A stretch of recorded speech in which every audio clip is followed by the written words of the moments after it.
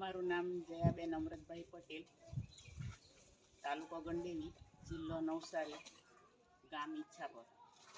અમે સખી મંડળમાં જોડાયાથી 11મું વર્ષ ચાલે છે. અમને અમારું સખી મંડળનું નામ જય સહજાનંદ સ્વામી સખી મંડળ છે.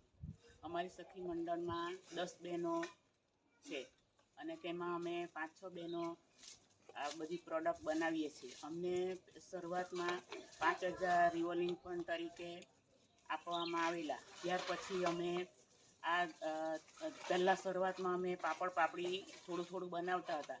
ત્યાર પછી આ સખી મંડળમાં જોડાયા પછી જે અમને લોન મળે છે, અત્યારે અમારી 6 લાખની લોન અમને મળે છે અને તેમાં પહેલાં લોન લઈને અમે ધીરે ધીરે આ ધંધો શરૂઆત કરી અને આગળ વધ્યા.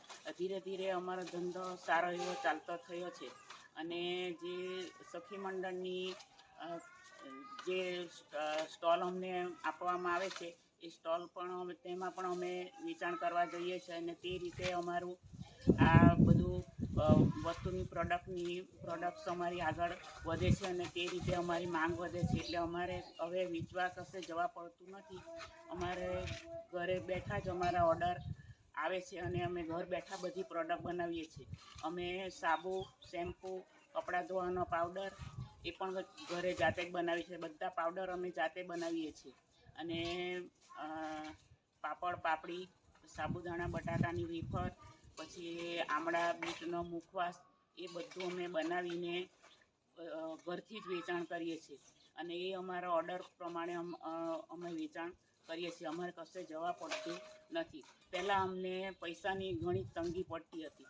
હવે જ્યારથી અમે આ સખી મંડળમાં જોડાયા પછી અમારી સ્થિતિ ઘણી એવી સારી સુધરી ગઈ છે અને અમારે કોઈની પાસે પૈસા માગવા પડતા નથી. અમારા બધાના ઘણી બહેનોના ઘર પણ કાચા હતા, ઉપર નળિયા હતા.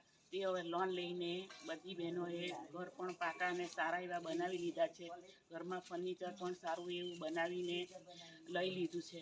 પછી છોકરાઓ જે ભણવા માટે ફીના પૈસા મળતા ન હતા તે પણ આ લોન દ્વારા છોકરાઓને પણ ભણવાના પૈસા અમે એમાંથી લઈને ભણાવી શકીએ છીએ અને છોકરાઓ ભણીને આગળ વધે છે. અત્યારે અમે અમારી આવક લગભગ વર્ષમાં 1.5 થી 2 લાખની આસપાસ અમને એટલો નફો થાય છે ને અમે બધી બહેનો